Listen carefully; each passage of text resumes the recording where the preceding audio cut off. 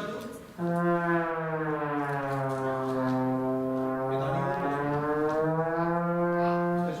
tresna luzegoa danean, entzuten da soinua grabeagoa, bajoa.